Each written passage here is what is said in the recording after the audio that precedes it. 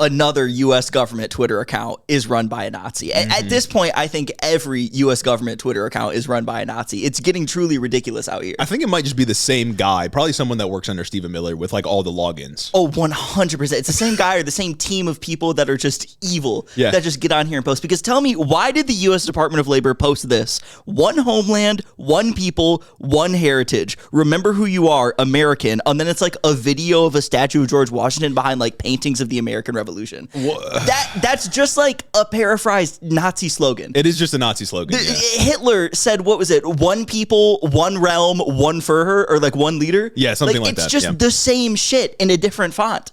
Why is the U.S. Department of Labor posting this? What that got to do with my jobs report? Just put the report in the bag, dog. Like, put the report in the bag. You don't need to be like, why are you Nazi posting? Why are you literally paraphrasing Hitler here, doing all of this bullshit? What is going on? Yeah, no, there's really like not much to say about it. We've been tracking the development of like state Twitter accounts for quite a while because they all just love Hitler posting. But for it to be the Department of Labor, brother, figure out the unemployment rate. Like, Homeland Security makes sense. Still bad and awful, but like, I get it. Like, you guys were already Hitler to begin with. Yeah. But the Department of Labor, what is going on? And that's not where like the Department of Labor post ends. I think that's the most egregious. But there's another one where they said, quote, "The future belongs to the patriot, not the globalist. America first, Americans first." And then it's like some painting of the signing of the Declaration of Independence. Brother, what does that mean? Man, these motherfuckers, they're always on this like it's for America. Like, we should focus on America. We shouldn't focus on globalism. It's like, brother, America built the global system of capital. Yeah. Like, I'm so sick of these motherfuckers. Choose a side. We benefit greatly from that, actually. The entire global system of trade and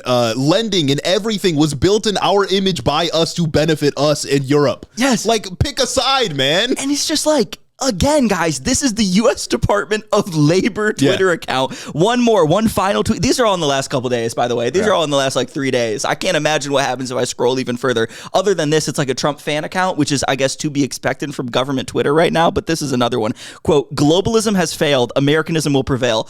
What does that mean? And what that got to do with my jobs numbers? What's that got to do with my unemployment? What's that got to do with wages?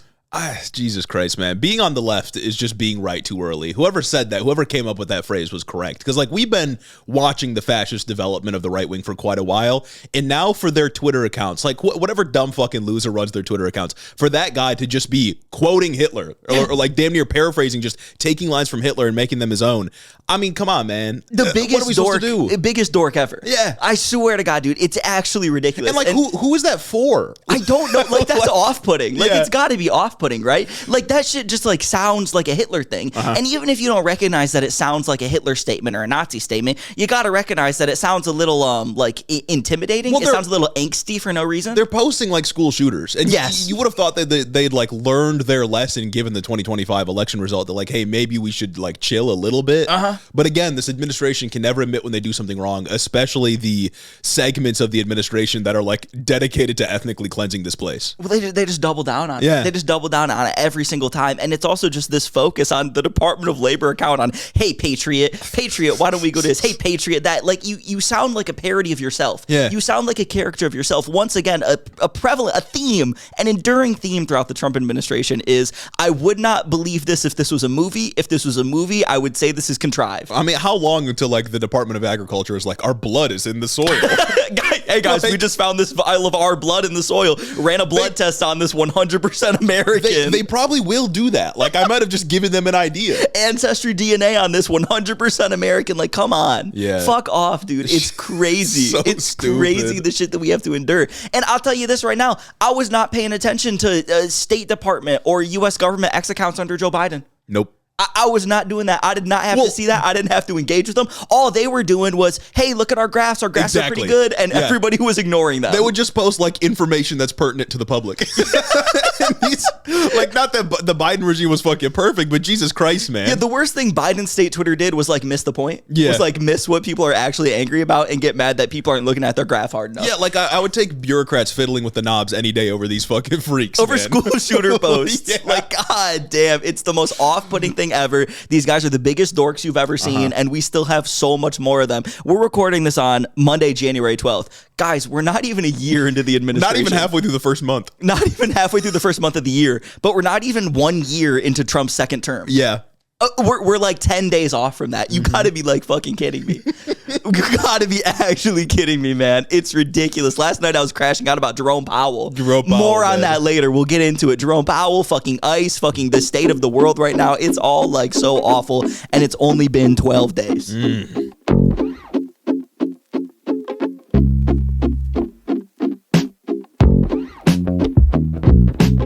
Welcome back to Head in the Office, everybody. As stated, it is Monday, January 12th. Holy moly. Holy moly, man.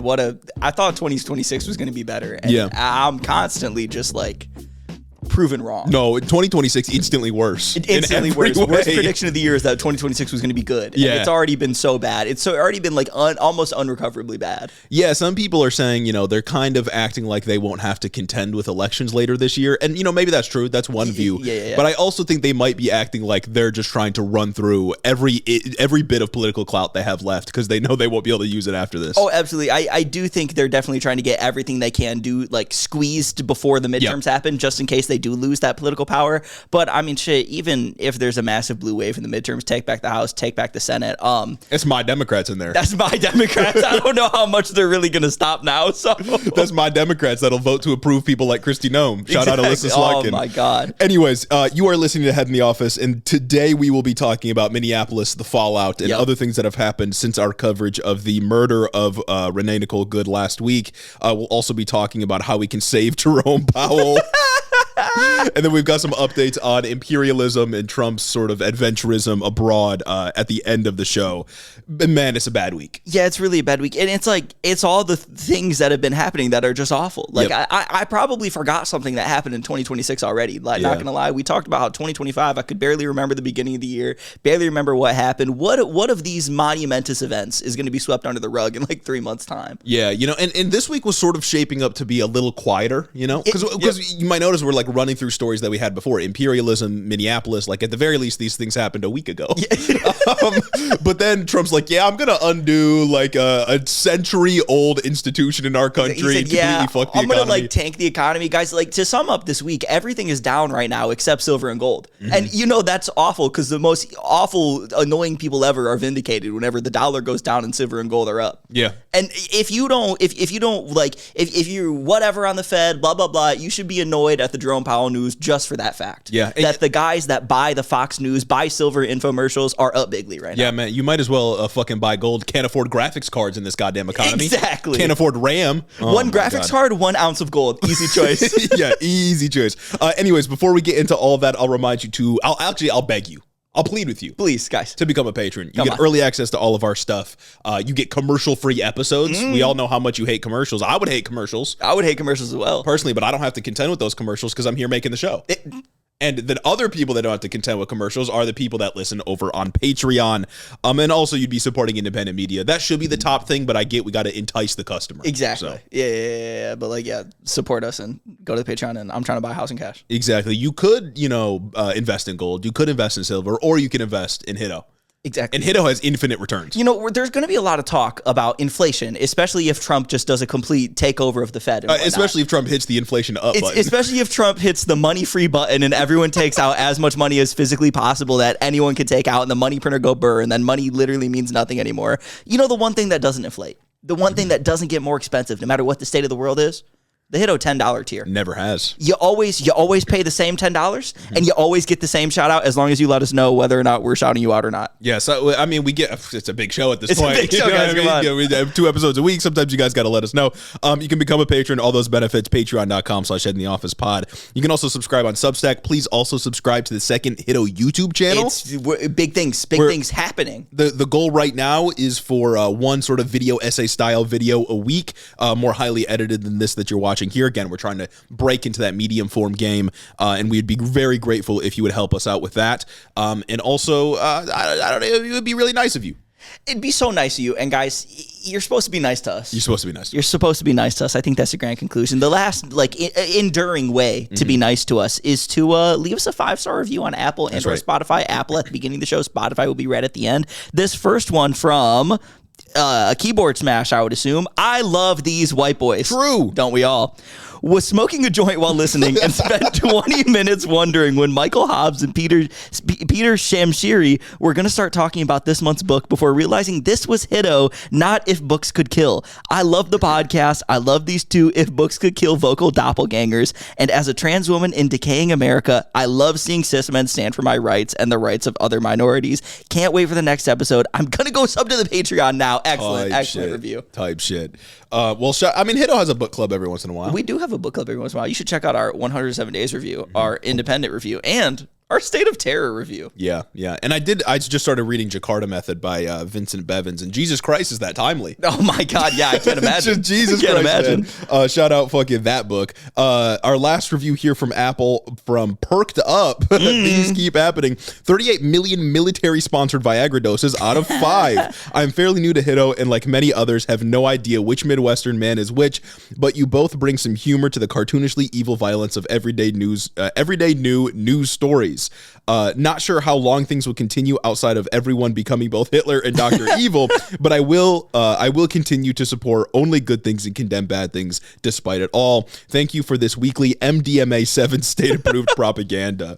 Huge. So, man, some of these reviews are silly. You know, being on that title being things keep happening, because that's just gonna be what it is. I think I'm just gonna have to accept it. I think I'm gonna have to hunker down and weather the storm. Going forward into this year. Nothing ever happens. Bros have probably killed themselves. Yeah, no, it's down tremendously. Like you couldn't reconcile being that with what's actually happening right now. Anyone that still believes nothing ever happens, I don't know if they're gonna be able to handle when Jerome Powell gets fucking kicked out or even arrested. Oh, absolutely. I mean, Jerome Powell perp talk out of the Fed. Yeah, but then once I organize a run on the banks, it's over. It's gonna be over, and it's like things are happening so hard right now that even our happenings have happenings. Yeah, like there's so much to talk about, and I think that brings us into the ICE. And everything that's been happening in the fallout of Minneapolis. Because it's like we had the initial story where the ICE agent fucking murdered that woman in cold blood, just like in the street. And now we have so many things that have come of it. Yeah. And so we watched that New York Times video, which had the 3 different angles, right? And analyzed them, laid them over top of each other, told us the full story. That was incredibly damning. Yeah. And then they released the second video, a fourth video. And it's the iPhone footage of this fucking ICE officer. And it's even worse. And it's like... It's video bad, situation horrible. Bad. But like we talked about when we watched the New York Times video, when you're a guy who's like law enforcement or an ICE agent or a cop or whatever, and you're recording a protester that's recording you, most annoying thing you could ever do ever, corniest thing, dorkish thing ever. And the fact, what really got me about that new video that was released, you don't learn you do learn a new piece of information, but that's for later. The big thing that you learned about the event is that guy kept recording as he's saying that the car was trying to accelerate into him and after he like shot the woman. Yeah. What? Well, during the video, he switches his phone to his left hand so he can pull out his gun, and then he's still recording. He's got phone in one hand, gun in the other. One hand, gun in the other.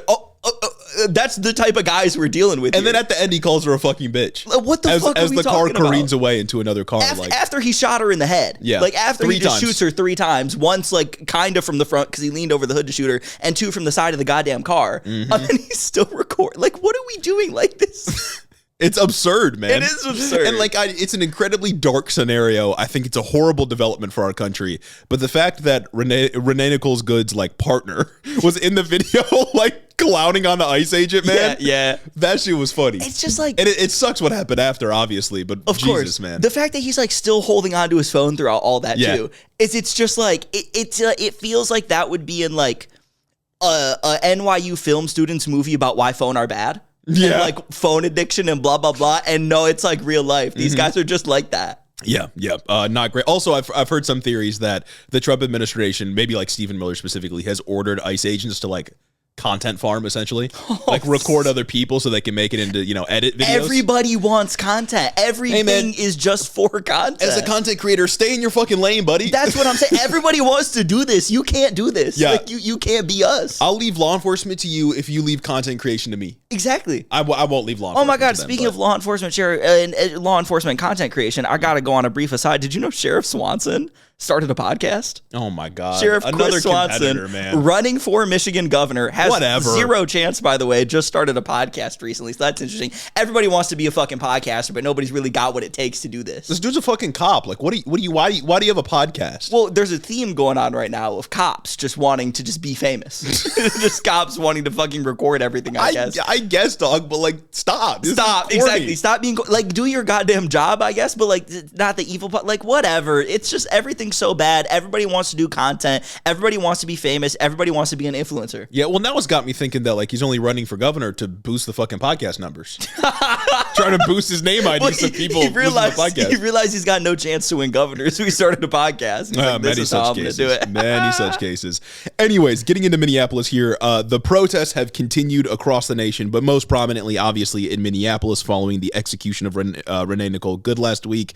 The federal government has dedicated 1,000 more immigration enforcement officers to Minneapolis. That's on top of the 2,000 that were initially deployed before the execution took place. This is now, it was at the time, but it now is even more so, I guess, the largest deployment of immigration enforcement to a city in our country's history. I think Trump can only think in like thousands. Like he's constantly trying to either like telling you he's going to send $1,000 to you or just deploying like 1,000 agents somewhere for something. Yep. Oh my God, this is ridiculous. I wonder if the U.S. like service members ever got that 1776 check. I think they did, but it was like taken out of like something, like there was like some funky accounting that they did for it. Oh, naturally. Like it was like, it's not like, because like you can't just give them more money that wasn't appropriated. Yeah. And yeah, everything's got to be a fucking superlative to Trump for some reason. Everything's got to be the biggest, the bestest, the strongest. He just like likes the ring to it. He's just like, oh, let me just send 1,000 of this somewhere. Let me send 1,000 of this here, 1,000 of this there. And sometimes, guys, it's really bad. Yeah, so now we have something like 3,000 immigration enforcement officers on the ground in Minneapolis. That's like, both ICE and HSI, which is Homeland Security Investigations. Fucking Minneapolis. Yeah. In Minneapolis, Minnesota. What are we talking about? You know, it's an occupying army. It's the dumbest shit I've ever heard. It's stupid. Yeah, it's really bad. And like things have only gotten worse. ICE is like ramming vehicles, which, you know, I thought that was an act of domestic terror, but whatever. Yeah, no, for real. I saw a video of it, like protesters sitting in front of like an ICE car, and then they just trucked through 3 of them. Yep. Like one of them rolled over the hood because of it, ran into another car, hit the curb to get away. Like, okay. Yeah, you got like multiple ICE agents walking up on dudes that are just videotaping. You got them like pulling Uber drivers to the side saying, let me see your citizenship documents. Like it's fucking insane in Minneapolis right now. Not great. No, not great. And once again, guys, this is like Minneapolis. Yeah. I find it hard to think of a whiter place.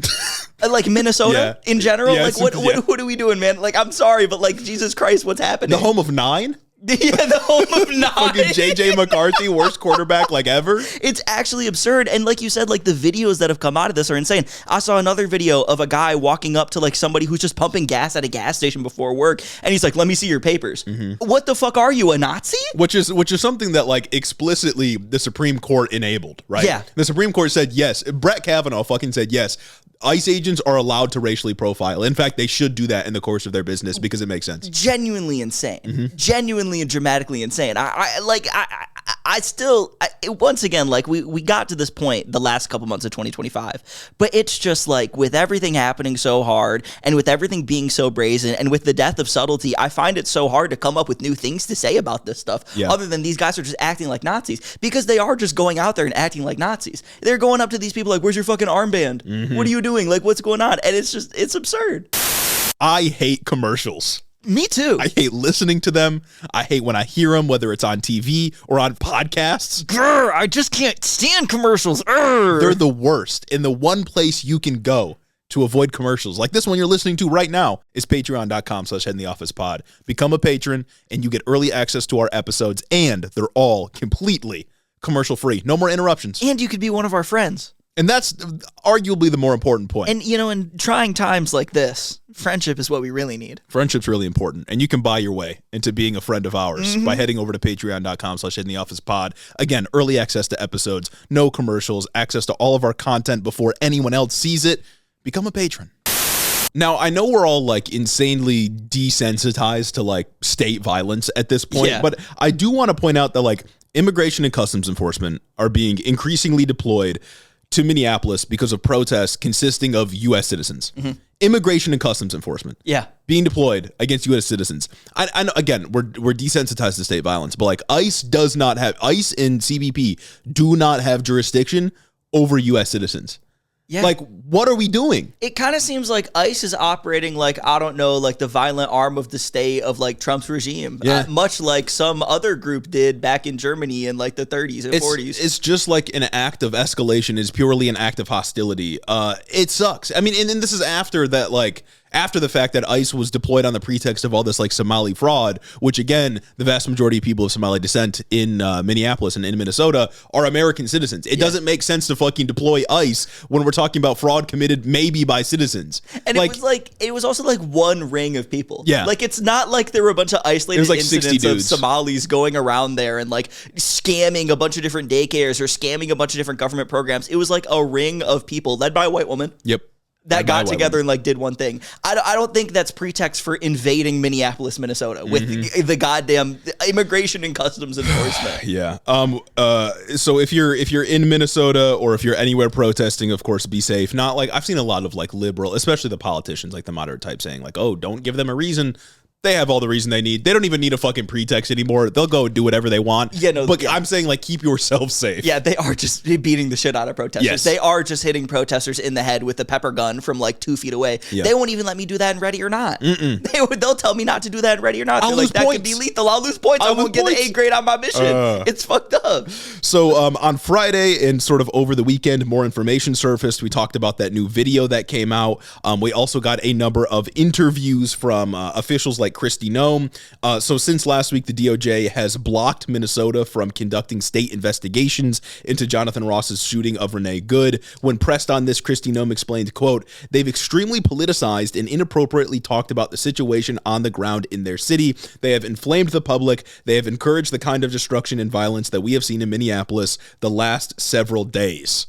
I think that might have been the ICE agents that did that. I think that might have been the ICE agent. I think that might have been you when you immediately went out of press conference and said, she's a domestic terrorist. Yeah, she was the first one out the gate saying like, oh yeah, that was an act of domestic terrorism. I think that was you guys who like violently politicized this whole thing. Yeah. I think it was you guys who blew this out of proportion, saying that ICE agents are under attack. I believe you said that Jacob Frey telling you to fuck off was a dramatic escalation that was going to get ICE officers killed. I think at every step of the way, the Trump administration and their officials and their agents of the state or whatever the fuck are the ones who are escalating everything all the time. Yeah, and this is where I have some beef with the media as well, right? Yeah. Like, an ICE agent literally executes somebody in Minneapolis. Then the mayor says, like, ICE needs to get the fuck out, and a bunch of media is like, oh my God, he said the F word. Yeah. Like, are you serious? 'Cause I did see discourse around whether or not he was turning up the heat, and it's like, are you kidding me? One, you're giving Jacob Frey another layup when he goes on and he says, I'm not turning on the heat for saying the F word. They're turning up the heat for doing the thing. It's like, yeah, that's a layup. That's a huge dub right there. You're just kind of giving that to him. And two, it's just like, nobody's going to take you seriously. Yeah. It's just like Lester Holt asking Joe Biden about his fire rhetoric post the first Trump assassination attempt. Yeah. Like, nobody believes that this is a break from decorum. There's no decorum anymore. Like, nobody cares. Like, Jacob Frey is not trying to arrest ICE agents that are very clearly breaking the law. Even like Tim Walz and like Minnesota officials at a state level are not doing fucking anything against these guys, and they really should be. All they said was like, hey, get the fuck out. And that's the thing that people are like, oh my God. Either like liberals are like, whoa, wow, so strong, or conservatives are like, oh, he's turning up the violence. Like, this is nothing. It's nothing. They're just saying shit. Yeah. They're just getting out here and just like saying things. That's all. There's just words, no actions. And we got to pretend that that's like equivalent to ICE agents running around and beating the shit out of people in Minneapolis. Yeah. Stopping citizens, stopping anybody that looks brown and questioning them no matter what. Getting in protesters' faces, escalating tensions every single opportunity that presents them to escalate the tension. You mean to tell me I got to worry about a guy who said fuck? Yeah, and like we gave Jacob Frey some props last week, but that was just because like nobody, like that's like the harshest rhetoric we've seen against ICE out of any Democrat. That's just because politicians don't like talk like regular people, and when you do it, like seems crazy. Yeah, it seems like good and normal. Jesus Christ, the power of talking like a normal person. Holy shit, man, decorum is dead. Or just like expressing any amount of like emotion. It's being a human. Would be good, yeah. Just being a human about any of this too, and that's like Kristi Noem was on Jake Tapper, and it's like my takeaway from this is like she can't be a human because she's just doing the goddamn like Renee Nicole Good was a domestic terrorist, blah blah blah. She turned her vehicle into a weapon. It's like nobody's a fucking human, and that's what people want. But even in that interview, because I watched her on the fucking Sunday show with Jake Tapper, and he was like, well, I wasn't there, and all I'm saying is, like, I can't tell what happened. Brother, ask her why she's lying. No, yes. Like, accuse her of fucking lying to justify the murder of a U.S. citizen. The way the media has capitulated on this, and, like, also, like, the Venezuela stuff and the Iran stuff in Greenland, like, it is absurd. They are going to get us all killed. Well, yeah, because it's like there's so many times where they get out here and they try to feign like this objectivity. They try to adhere to these like journalistic standards and whatnot. But it's like, I'm not saying the moment is past the need for journalistic standards, because there's an argument that we need those more than ever right now. But the moment is past this idea that both sides are valid. There's clearly one side that's way more right than the other. There's clearly one side that needs to be pressed way more than the other. And it's not this like abdication of your responsibility as a journalist to go out there and call things like they are. And I'm not saying Jake Tapper needs to go out and do opinion, but when he pressed her about the J6 videos, did you see that part? Yeah. He showed the J6 videos. He showed videos of January 6 protesters beating the shit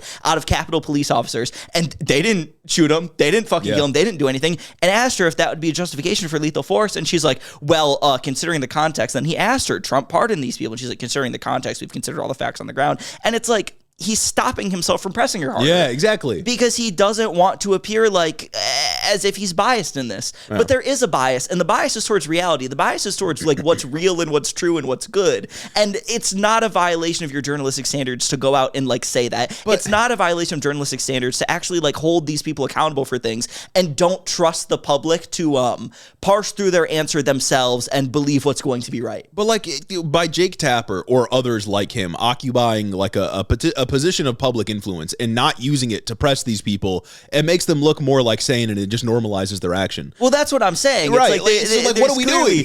There's clearly like, again, like reality is biased towards like, God, it's so annoying, but the reality is biased towards like the left wing or progressivism, especially in times like this right now. Like these ICE agents are just doing things that are plainly and presently awful. And because they're trying to adhere to these old standards that just quite frankly are not valid anymore and do not work anymore, they're giving more credence to the other side. They're constantly sane washing the other side.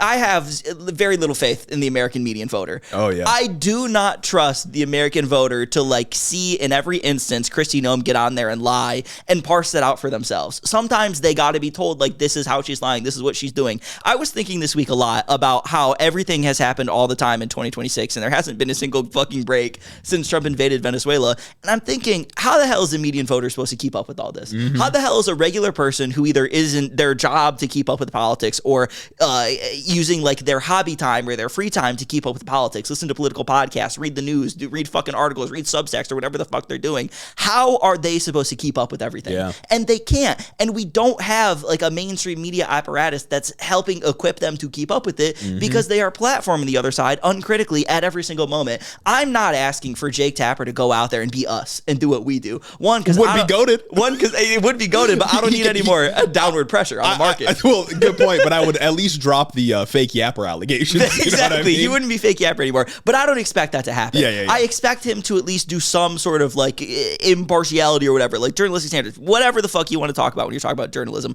But I do expect more than what we're seeing right now. I expect so much more than what we're seeing now from journalism and journalists going out here and talking about everything as if it's neutral, doing the fence sitting bullshit and all of this when things are so plainly and obviously bad. We got motherfuckers walking around like, hi, I'm Heinrich. Hi, I'm Hitler. Hi, I'm Goebbels. and I just have to pretend that that's normal. Yeah. And like, especially with this thing, because it was plain as day. Yeah. Like, you don't need to add a million caveats. Like, I don't know. I wasn't on the ground. I don't know what happened. You know what happened. You know what happened. There's 4 fucking videos. One of them, the guy took himself. Like, I'm sorry, but like, if I'm fearing for my life, I'm dropping my phone. I'm not recording in one hand, gun in the other hand, shooting while I stay in front of a car. Well, yeah. If I fear for my life, I'm getting out of the way. Like, plain and simple, man. If I fear for my life, I'm exiting the situation. Yeah. Like, I'm not. If I have a history of getting fucking mowed down by cars, I'm getting out of the way. And what I'm certainly not doing is going to the other side who had nothing to do with any of this. The other side, I mean, people like Jacob Frey, I mean, regular Democrats, and asking them how their rhetoric is a part of this. Right, exactly. Asking them how their rhetoric is contributing what's going on. Oh, well, is calling an ICE agent Hitler contributing to ICE agents fucking murdering people in broad daylight?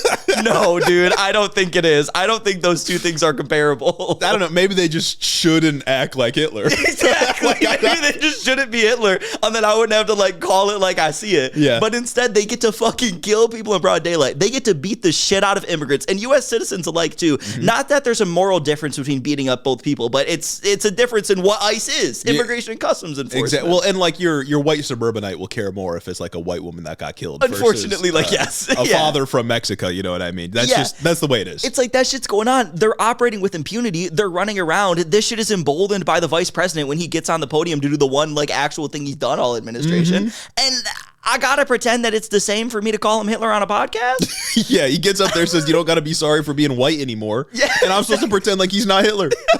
like what are we talking about? Yeah, the U.S. Department of Labor is posting Nazi slogans, and I gotta pretend that that's not Nazi-like. Fuck, man, it's ridiculous. Now, you might have noticed before that Kristi Noem quote, I did say a name, and we do now have the identity of the man who did this. His name is Jonathan Ross, and after the execution of Renee Good, we were told by a ton of like centrist, like liberal, moderate Democrat types that the issue with ICE is that they just don't have enough training. If only they had more training, then stuff like this wouldn't happen. Well, Jonathan Ross, the guy who did all of this, quote, spent years working for the government and serving in the military. Ross was also deployed to Iraq, where he won a number of medals. He was a machine gunner on a combat logistical patrol team.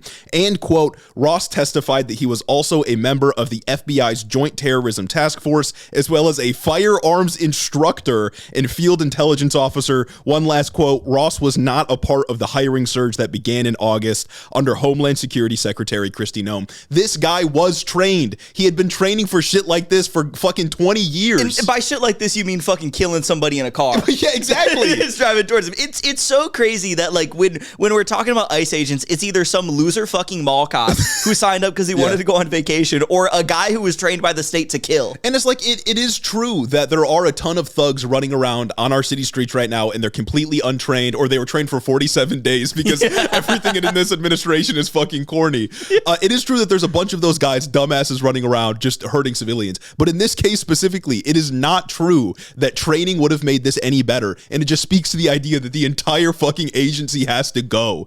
We got to be talking about abolition of ICE, and we got to be talking about putting these dudes in front of a fucking courtroom because they know what they're doing. They've been told to do shit like this, and they're just evil. Yeah, this dude should not be protected from any sort of prosecution ever. This guy should be prosecuted. This guy should face consequences for what he did. He fucking killed somebody, dude.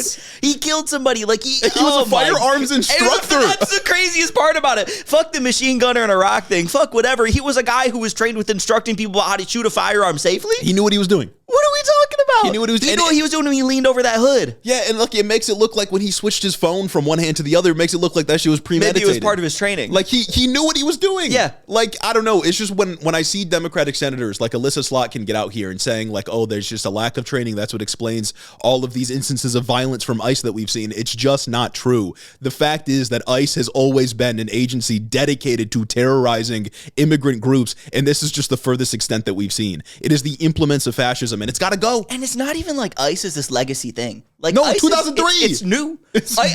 I'm older than ICE. Yeah. It's insane right now. We could get rid of it and be fine, just like how we were like low-key fine before. It is ICE is one of the newest agencies in the federal government. That's awesome. Like it just ICE and Doge, baby. There's no I mean, Doge wasn't real, you know what I mean? Like ICE was created by under like the war on terror legislation, but like there's no reason for ICE to continue to exist. Immigration enforcement should consist basically of paperwork. It should be paperwork, and it should be like court hearings, immigration court hearings, processing. Yeah. It should not be dudes with guns on the streets of American cities, and it obviously should not be them fucking killing people or ramming cars in Minneapolis or pulling up on dudes on sidewalks saying, let me see your papers. It's absurd. Yeah, no, it's absurd. We should not have 3,000 ICE agents in Minneapolis running around and just questioning people on every street corner, questioning any brown person. That's a reality that doesn't even like sound good. That shouldn't sound good to anybody ever. Yeah, there's no way to rationalize That's a reality that only sounds good to Nazis. That's a reality that only sounds good to you if you're like, yeah, white people best. I mean, it's just like, could you imagine it's like post World War II, it's like 1947 Germany, the United States and like the Soviet Union, we're trying to figure out how to fucking fix Germany so that it's not evil anymore. And And then there's like liberals who are like, but we can't get rid of the Gestapo. We got to keep them around. Guys, it's law enforcement. It's a law enforcement. They were carrying out law enforcement duties. No, dog. This shit it's fascist. Yeah. Like, what are we doing? And it's like, Jesus Christ, sometimes you just got to do things symbolically too. Yeah. Sometimes an agency has been so captured. Sometimes the PR is so bad you got to tank it. Yeah, it'll also, like, abolition as a practical matter will stop this shit from happening, but it also sends a message that, like, hey, we're not going to do this ever again. Exactly. Like, it sends a message that it's like, oh, like this agency has been captured in such a way. This agency has been transformed in such a way, even though you can argue that it's kind of always been like this, just in a lesser War form. on terror. That things are so awful. They've done so bad that it just cannot be around anymore. And rather than reforming this agency and keeping these people around, we just need to clean sheet it and start over. Yeah, and prosecute the people who have been doing this shit. Big on prosecuting the people who have been doing this shit. And whatever functions that remain from ICE that like were decent and could help for a functioning immigration system processing, we can keep those in a new administration, in a new fucking acronym, in a new agency that started. Yeah. But drop the fucking violence. Drop these guys that are running around. Nobody should be profiling anybody on American streets ever. Or just like distribute the responsibilities to other fucking agencies and delete this altogether. Yeah. Or just like drop the responsibilities that aren't necessary, because so much of what they do is just a bunch of fucking, like all the fucking private prisons that are making a ton of money off of ICE contracts right now. Get rid of those entirely. We don't need them. Oh, no, not at all. We do not need these overflow detention facilities. Yeah. We do not need detention facilities holding people that were arrested for showing up to their immigration court hearing on time and were just so unlucky that ICE agents were waiting in the lobby for them for no goddamn reason. If the federal government ever does something that makes like private prison companies get geeked on investor calls, something's wrong. You stop. Stop the count. Cut that out. Like, something is very wrong. And to further this argument about abolishing ICE, JD Vance did one of just the most insane press conferences I think this administration has ever done. Certainly one of the most insane I've ever seen, defending Jonathan Ross and defending ICE agents broadly. And the thing that gets me about this is like JD Vance defended Jonathan Ross more than he's ever defended his wife against Nazis. Which is so funny, man. Like, JD Vance was out here like, well, I'd actually appreciate it if everybody said a prayer for this agent. JD Vance talks about the Erica Kirk rumors, and he's like, haha, that's not true. I like my wife. But me and Erica have a great relationship. Unfortunately, she's not Christian. Unfortunately, she's not Christian. Exactly. And he goes out and defends this dude that killed somebody just because. Yeah, JD Vance is like, I'm sorry my children are brown, but this guy, look, we have to understand the situation he was in, his history of trauma, what he's been put through. We should treat this guy with kid gloves, even though he executed an American citizen. Everything is fine. The history of trauma thing is so funny. The history of trauma thing is crazy because, again, I'm never going to stop this. Everybody's a liberal when it comes to dodging accountability. Everybody's a liberal when it gives them an excuse. They all bust out the liberal speak or the therapy speak to try and duck accountability. And it's like, if this guy was so traumatized from like whatever car incident had happened a couple months ago, you would think that you wouldn't put him out in the field. You would think that he shouldn't like be tasked with going out in the field again. That's what like normal people would do. That's what normally would happen. Or you'd think you wouldn't stand in front of a fucking car. That's what I was gonna say. Like, if he's so traumatized by what happened 6 months ago, then maybe don't fucking stand in front of a vehicle, dumbass. Exactly. Like, what are we talking about, man? It's all insane. Ridiculous. And we're infinitely coddling these people that are just out here beating the shit out of people and killing people and nabbing people out of their homes and busting into houses for no goddamn reason other than we want to fulfill this like fascist aesthetic that all of our government accounts are tweeting about. It's just like JD Vance busting out like the therapy speak is so funny because like it hardly works for like actual liberals nowadays. It does not work for the right. Like the right can't get out here and talk about like, oh, he's a special little snowflake. We need to understand how his feelings might be hurt. Motherfucker, you're the people who have been saying like fuck your feelings forever. Exactly. Like, you're the one who's been like denying any nuance or telling us to ignore how anything makes anybody feel at any time. You can't get out here and say like, oh, but like he's a precious little baby boy. Oh, but past trauma. Yeah. Oh, but past trauma. You guys don't understand. I have like this thing and it like stops me from being a productive member so that you people can't do anything. Yeah. It really is the tweet where it's like, no, I said fuck your feelings. My feelings are sensitive and delicate and should be treated with kid gloves. Your feelings, fuck your feelings. Anyways, I also find it hilarious how JD Vance like finally gets to do something for the administration and they cart him out to justify the most unjustifiable thing they've done so far. It's like, yeah, they're really putting out their best. Like JD, this is equivalent to like Kamala Harris getting stuck with being border czar for Joe Biden. Yeah, no, we are absolutely just doing the thing where it's like, I don't want to deal with something, give it to the VP. Yeah. And that's awesome. Yeah, Trump did not answer to this shit. On top of that, JD Vance told Fox News over the weekend that ICE is going to be going door to door.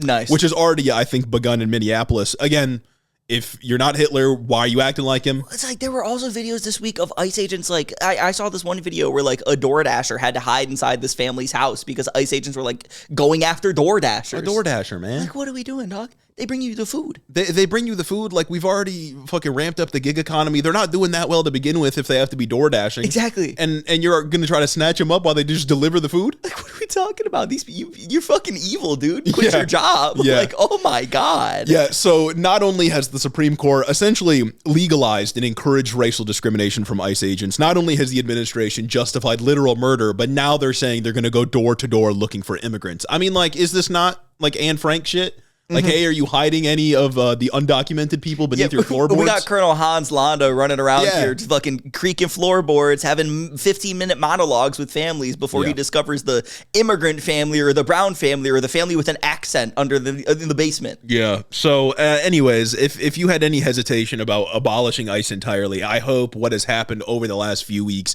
has disabused you of that notion and sort of convinced you that this administration, this organization cannot be left intact after this administration. It has Absolutely to be completely annihilated, completely wiped clean. These people and like the organization itself cannot be allowed to exist. Yeah, President Newsom's got to run on that one. Yeah. President Newsom's got to run on that one, or at least somebody in that goddamn primary field is going to have to. Let me tell you, the fucking 2028 Democratic primary field is going to be the most interesting thing probably I've ever seen in my life. I have no hope right now. No, right now everything's in the shitter. Everything's awful. I'm kind of full doom mode. Yeah. But like, there's a part of me that's just like kind of along for the ride. Yeah, I mean, it's just like I don't even see.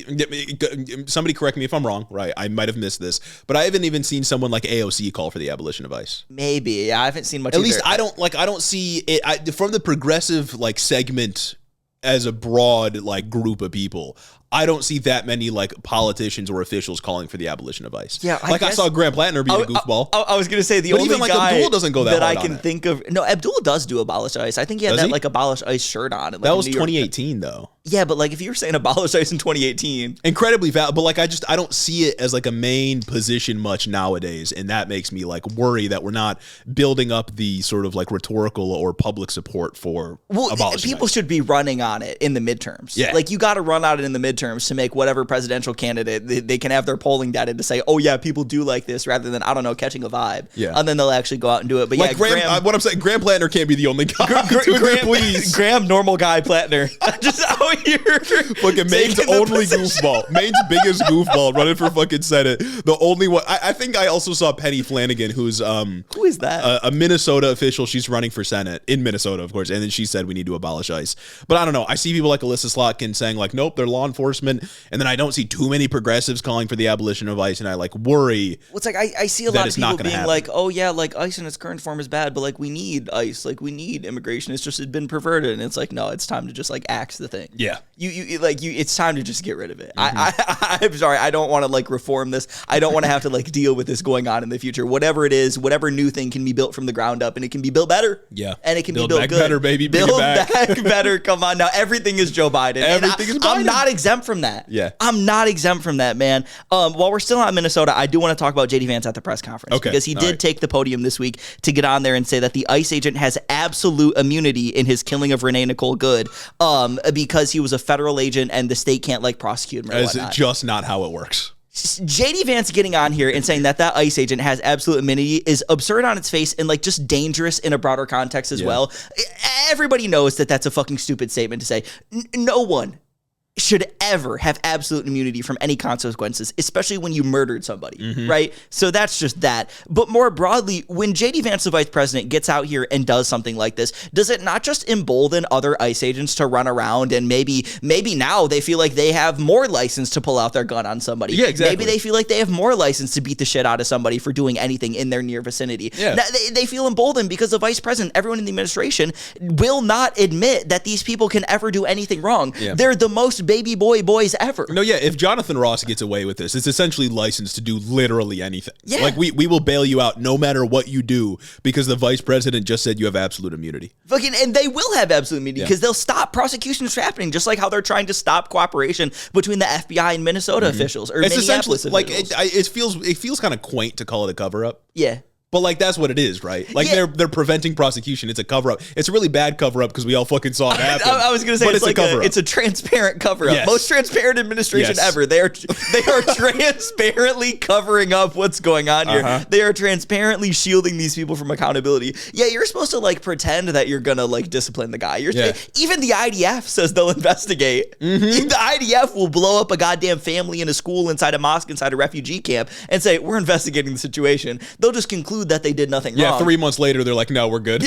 we don't even get an investigation. We just get, no, this guy's the most beautiful, perfect boy ever. We're going to get him back. We're going to hide his family. We're going to get him moved out or whatever they're doing. Yeah, and I'm just, like, I'm left wondering, where are my small government conservatives at? Like, we have literal stormtroopers invading our nation's cities, going door to door, breaking doors down, looking for all the brown people that they can get, because, again, they've been allowed to racially discriminate because the Supreme Court has allowed them to. We have an honest-to-God, like, pedophile elite cabal conspiracy theory happening right now, and the administration's trying to cover it up, and my small government conservatives are nowhere to be found. They're nowhere to be found. Like, what's going on? They're the loudest voices every other time. Like, lock in, dog. Now's your chance.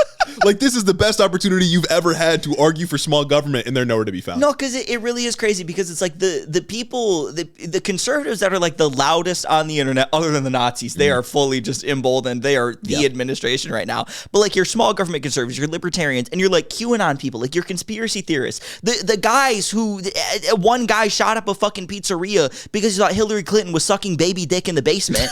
Those guys are silent now that Donald Trump maybe sucked Bubba's dick, or we got the actual pedophile elite that the DOJ is covering up right now.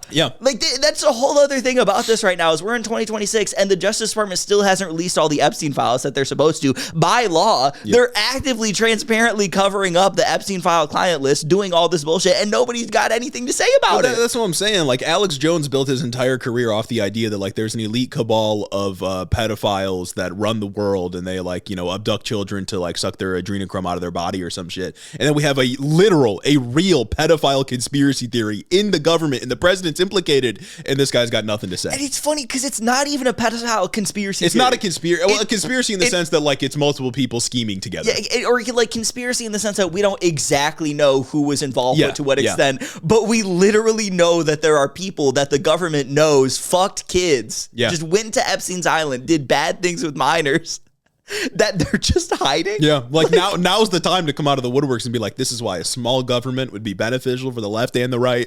But they, again, like all of the small government conservatism all it's ever been is just racism. Well, you'd think that's like a lane that centrists could operate. You'd think that was a lane that like these guys who just find themselves permanently sitting on the fence would do. But then you realize that centrists don't believe in anything, both literally and figuratively, and they just want to feel different. They just want to pretend that they're not biased. They just want to look at the other side and say they're annoying, so I'm just going to be nothing. Yeah, no, small government conservatism is only ever an argument to like block social progress. Like that's all it is. They do not care if our cities are being invaded. They do not care if you're being brutalized by federal agents. They do not care if the president is using his powers to cover his tracks for being a literal pedophile. All they care about is black people stay down. Yeah, no, they just want government small enough that they can control it and not an ounce smaller than that, because then they can do the thing. They can do the don't say gay bills. They can do the goddamn bring segregation back or whatever the fuck they want to do. It's all bad. Yep. It all sucks horribly. And that's Minnesota. The congregation is missing someone. And that someone, dear listener, is you. The congregation awaits you over on our Discord. If you go into the description of this episode right now, there will be a link to join the Head in the Office Discord, where you will find more than 1,000 like-minded individuals for you to interact with. And maybe most importantly, we'll be there. 1,000 members strong. It is a burgeoning community of Hiddo heads. That's right. Ready to receive you into their arms. Make you a part of the community. Vest you as a Hiddo head. Over on Discord, we have discussions. You can interact with other Hiddo heads. And maybe, for some fun, we can do some community events. And we know that you want to be a part of that. Only available over on the official Head in the Office Discord. But speaking of Republicans. Jerome Powell. Free Jerome Powell. Free my man Jerome Powell, man. Because on Sunday it was announced that Trump's DOJ is launching an investigation into Fed Chair Jerome Powell for perjury as it relates to his testimony on the Fed headquarters renovation last summer before Congress. Trying to kick my mans out. Not only like the Fed headquarters renovation, like this is meaningless. The most boring fucking thing ever. Yeah. Oh my God, the renovation costs more than we thought. Oh my God, he said the renovation was going to be one thing, maybe it's going to be another. If that's even the case, this is, I can't emphasize enough how fake these charges are, how fake this investigation is. This means nothing, and this is simply another way that Trump can put pressure on Jerome Powell to lower interest rates while he's still the chair of the Federal Reserve. Yeah, man. And like we'll get into it, obviously. There's lots of critiques you can have of America's central bank, the Federal Reserve, right? There's a lot of critiques you can have around like central banks and how they operate within the context of capitalism in countries across the world. But I will say a telltale sign that like a country's about to fucking die is when its leader essentially annihilates independence of its central bank. Well, yeah, when the president says, I'm going to control the money and just me, I think that's kind of just a bad sign. Every single time it does not go well for some fundamental reasons that we'll get into. But Jesus Christ, man. Like we just know. Like we just know that that's the case. But either way, that news broke Sunday night. Everybody immediately freaked out. As of Monday morning. Buy gold, buy gold. Not even a full day after the news broke, consequences immediately started to manifest in the market. Stocks are down. Yeah. The U.S. dollar is down relative to benchmark currencies like the euro, and gold and silver are up huge right now. That's the most awful combination of things ever. Freak the fuck out and sell everything. Sell. Take all your money out of the bank right now. Everybody who has an account with Chase Bank, go withdraw everything you own. Demand to get at least $250,000 from the bank. Exactly. FDIC insured. Jesus Christ, man. Yeah, so that's just kind of the state of that. And like you said, whatever critiques you have about the Fed, just honestly, please just set them aside when we're looking at this issue, because this issue is bigger than just like theorizing about the best way to run monetary policy.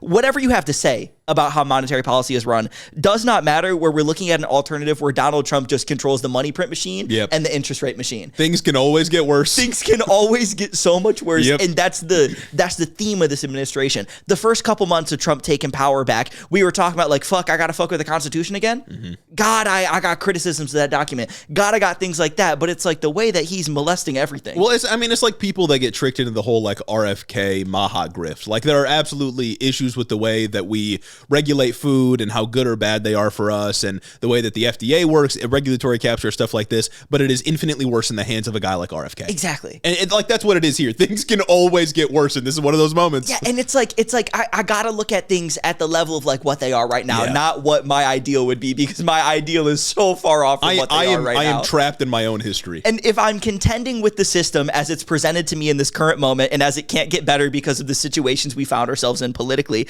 you gotta look at it, and you have to understand that we need an independent central bank in order to ensure trust that like the American economy will remain stable. Yeah. That it's just a fact. Like, it's just something that has to happen right now. The point of Fed independency is so that you have like admittedly technocrats who are making these decisions about the economy based on data that they see. Of course, it's colored in their own personal bias. I will never say that any decisions by unelected people aren't colored in their own personal bias, but it's at least more based in the data than something that someone who is a politician would do. Yeah. Because politicians are always going to want to lower interest rates, because lower interest rates is a short-term economic boom that will help them win, say, a midterm election in 2026 or win re-election, whatever the fuck they're going to do, without having to actually care for the long-term consequences of those actions, which are inflation. Yeah. When you make money free, everybody take money. Yeah, and it's I think useful to remind people what the Federal Reserve does. So essentially, it controls monetary policy, and its main job is interest rates, right? Yeah. The rate at which you have to pay back on the money that you borrow,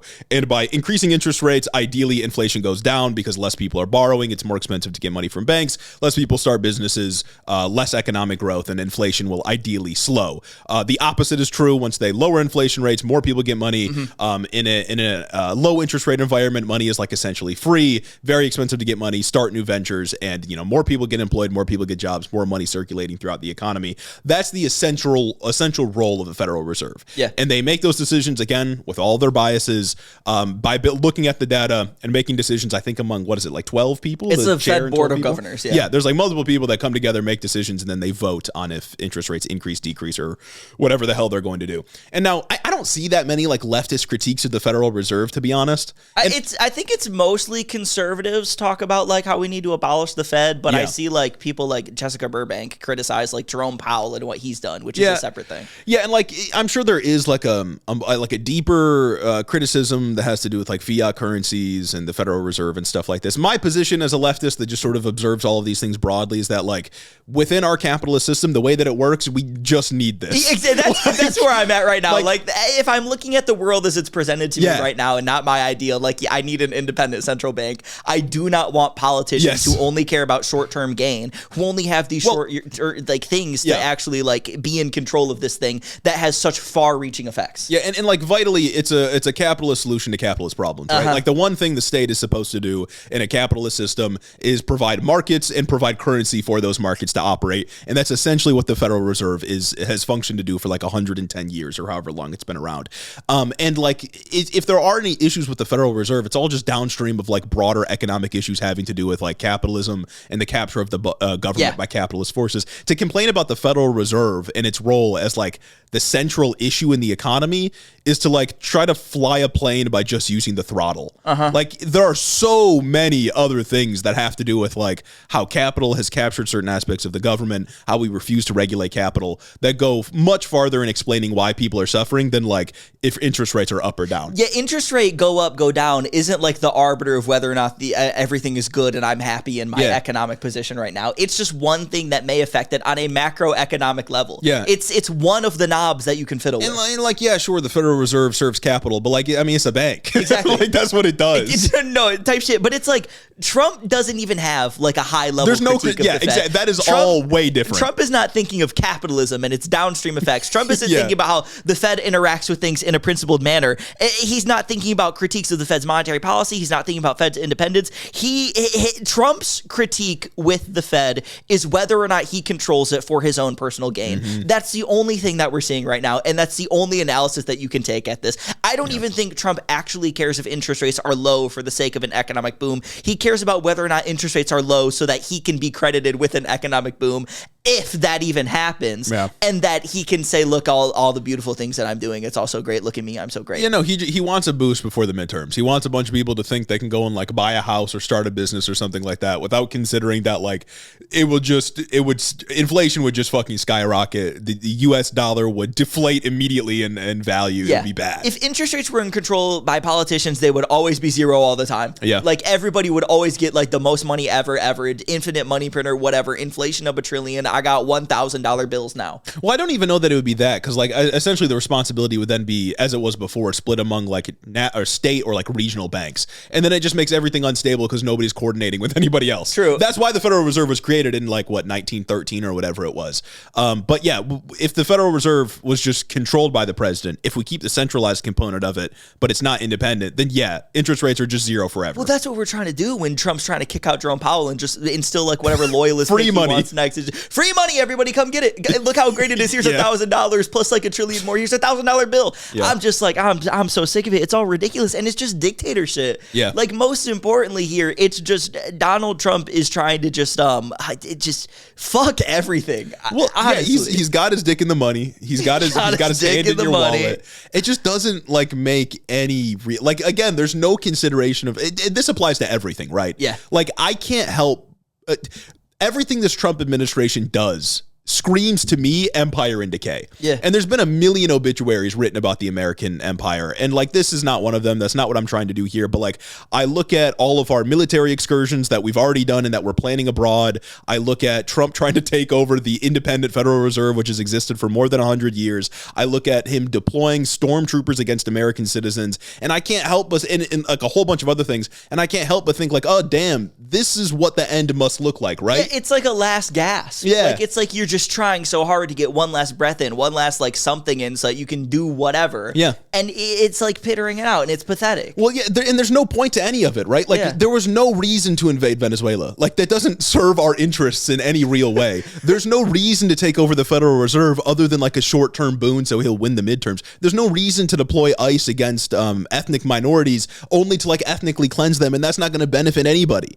Like it's all absurd. And again, I don't want to do the typical thing where it's like, oh, the American empire is doomed to fall, because like people do that all the time, and I find it kind of uncompelling. It's corny. It gets old, yeah. But like I do look at all this and think like, Well, this is probably it, right? Yeah. Like if there ever was a time, it would probably be like right now. It'd probably be what's happening right now because these people don't want to govern. They just kind of want to pet their egos. Like I really do think that that's what it is. I don't think that people outside of like Stephen Miller have like these grand ideological plans for how they want the government to run or how they want America to be all white. I think you get a guy like Trump in power and he just wants to stroke his own ego. He just wants to do things just cause. And things happen to the extent that the Stephen Millers around him can convince them of their policy prescriptions in ways that appeal specifically to Trump. Yeah. Like it's all fucked up. But I want to like think about like this Fed thing too, because it's like while the Fed isn't perfect, it can be so much worse in the hands of Donald Trump. But something to note is that the timing of this like this DOJ investigation,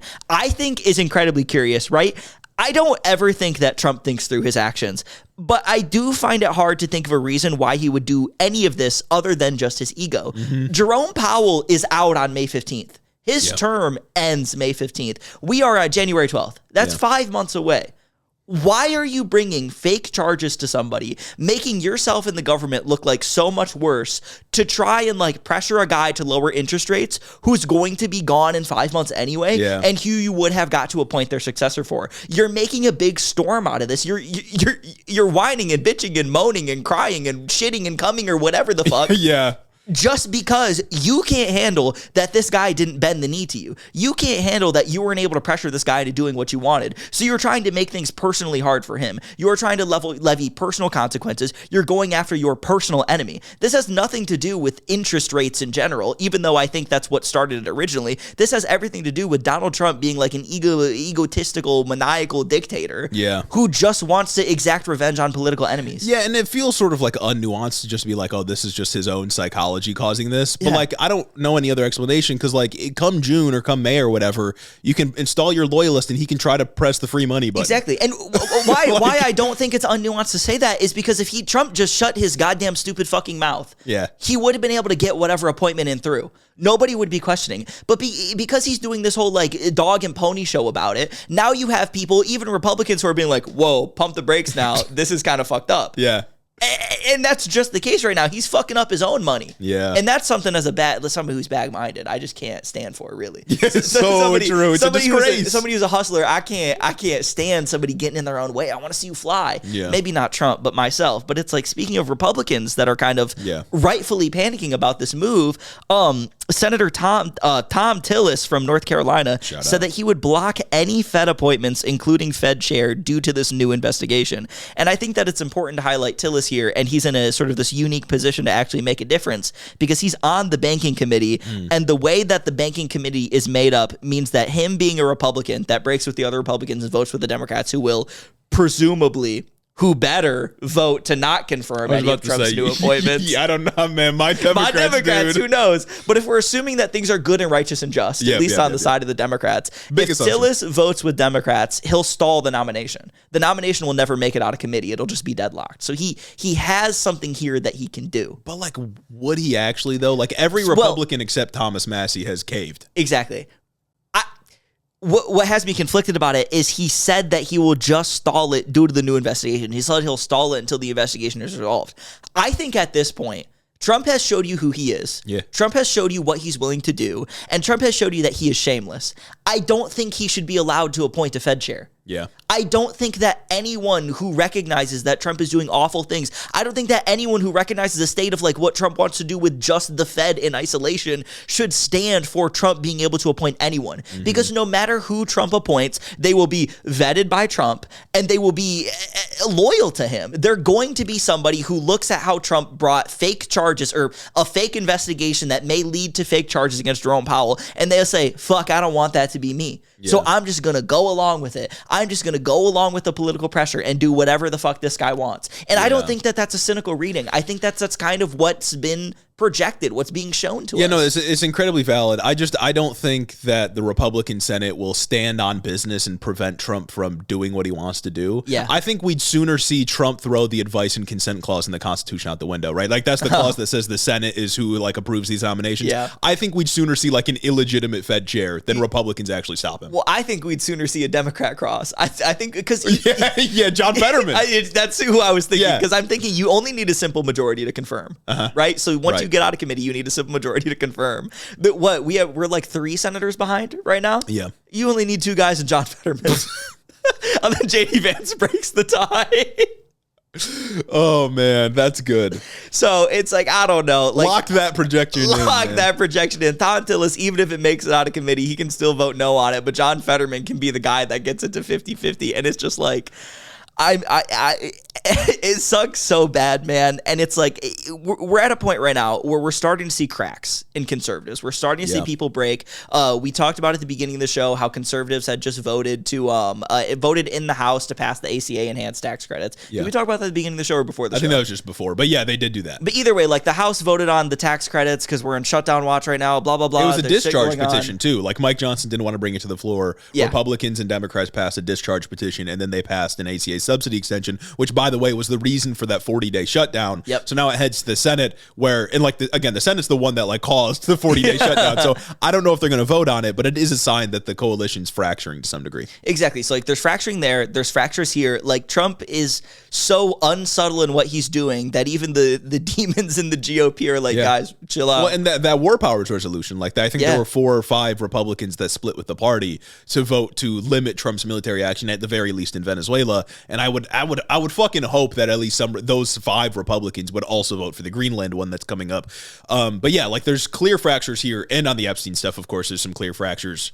Do something. Like, please lock the fuck in. Yeah. Like, please, like, guys, like, where's your road to Damascus? Where's your come to Jesus moment? The scales fall from my eyes. Exactly. Like, come on, man. Like, what do we do? Please just like do the right thing. Yeah. I only need a couple of you. The rest of you can still be evil, I guess, because I know I'm not going to get it all. But like, fuck, dude. Democrats also lambasted the news, but like, that doesn't mean as much functionally because I would sincerely hope that they would try and muck up whatever nomination's happening if they have eyes and are looking at the situation unfolding. But even that I tend to doubt. Whatever happens with the new Fed chair, whatever happens with the next appointment, I would hope Democrats do everything they can to muck it up. And I would hope that any Democrat that breaks party lines to go and vote for a new thing for the sake of normacy, Fetterman, whoever the fuck, Maggie Hassan, whatever, I would hope that they're met with intense scrutiny. Well, I mean, Fetterman literally, like, Fetterman just is a Republican. Like, he votes along with everything, and then he acts like he's a Democrat. Like, Fetterman occupies such an interesting role in the Democratic Party because he so clearly is not a Democrat. He votes with Trump in the Republican Party like all the time, and then when he does, he turns to the Democrats and he goes, "You guys are just trying to slow down the functioning of government. The government should work for the people, brother. The government's killed somebody. The government just killed somebody. The government should shut down." And I mean, speaking of like, we are on shutdown watch. Like January 31st, we're up for another shutdown if they can't come to budget negotiations. My stance on this one: shut the shit down again. Oh yeah, like, shut it down. I don't know. Like it seems like this government just like shouldn't work until some things happen, until some things are fixed. Claw back the fucking ICE funding. If there is one fight you want to take on this shutdown, which I doubt the Democrats will take, you shut down the government and you say we are demanding that we claw back the ICE funding increases from the big beautiful bill. Yeah. And then you're good. And then you can fight on that one. And that's good right now. There's fucking momentum for that right now. There's momentum to do something. But again, the Democrats aren't going to do it because it's not something that will immediately like affect healthcare or whatever. You could hide it behind like austerity. You could be like, oh, there's too much spending in the economy. We need to slow things down. Let's cut ICE's funding back to just the levels it was at under Joe Biden, which was up. Speaking of austerity, speaking of like conservatives pretending to care about things and being fiscally responsible, the $1.5 trillion proposed military budget from Trump again. I do not hear the chirps that I should be hearing about that from conservatives who said that we need to cut like $1 trillion from Social Security or the social safety net. It's completely fine when we kick people out onto the street, when we take food out of mothers' mouths from WIC or SNAP or whatever, as long as we give like that money and even more to the military to go kill people in Venezuela or Colombia or Cuba or Greenland or wherever the fuck. Yeah, no, every time we try to propose like Medicare for all or literally anything that will just benefit working people, it's always, oh, where are you going to get that money? That's going to increase inflation. But when it comes to a $1.5 trillion military budget, oh, that's all fine. We don't need to ask where that money's coming from because it'll be in service of killing people. And that's cool. And our government loves killing people. We love that. Yeah. Fucking Lindsey Graham. What do you have this in later? Lindsey Graham was at a speech and he's like, "We might hit Iran tonight. I gotta go," and cut the speech short. It's like, bro, like that's like, dog, you're Satan. Yeah, what are we talking about? Lindsey Graham is bricked up for the first time in like 30 years, thinking about all these military excursions that we're doing. Bricked up with no medical aid. Yeah, for the first time. That's what I'm saying. Exactly. It's just there.